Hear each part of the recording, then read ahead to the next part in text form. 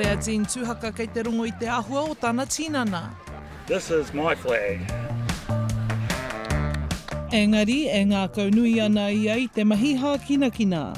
Doesn't matter where I go, I'm a Cantabrian.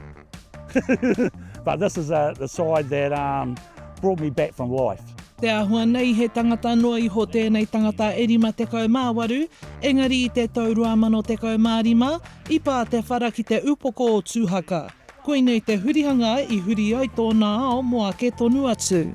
I'm the one in a million that has this sort of head injury. Doctors had to look hard for it, had to find out why doesn't he want to eat, why doesn't he have no feeling.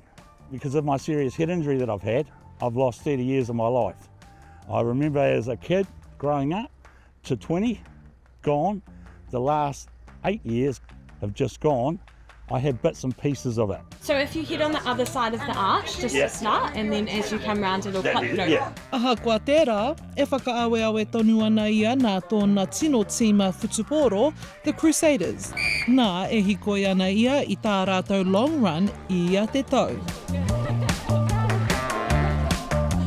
This is a big part of what I've done in rehab, physios, to get me to do the long run. This is real special for me because I do not have kids. If I did have, it has to be about the family first. I tīmata te Crusaders Long Run I ngā wā o te mate kōwhiori. Nō naia nei, he kaupapa kohi pūtea mō ngā tamariki me te mate pukupuku. Hei tā Cody Taylor no ngā iwi o ngā tiraukawa muaupoko me ngā titoa, he rangi mō ngā whānau katoa. Not easy what I suppose the families go through with child cancer and all that, so to see the support from their communities is pretty powerful, and hopefully it helps ease some of the pain and also the journey that they're going through. Ai hikaka ana e nei kai tautoko. Yeah, we're here repping the waka. So there's about 7 or 8 of us. I'm just doing shifts. My son George, at age 4, was diagnosed with cancer, and he's now 11 and healthy. George wanted to find an opportunity to give back. It's one of those things where families don't have any control of what's happening, and anything that we can sort of do in between to make some money will sort of alleviate the pressure for them. I think that's the biggest thing for us, is to do what we can when we can. At 6 a.m. we started off the running.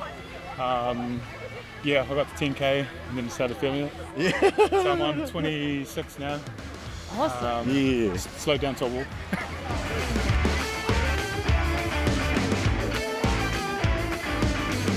Ka haere ngā pūtea katoa mai te huihuinga ki te Child Cancer Foundation.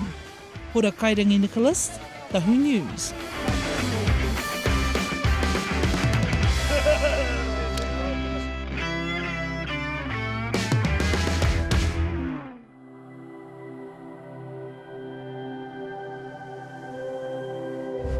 Ko te reo, te take.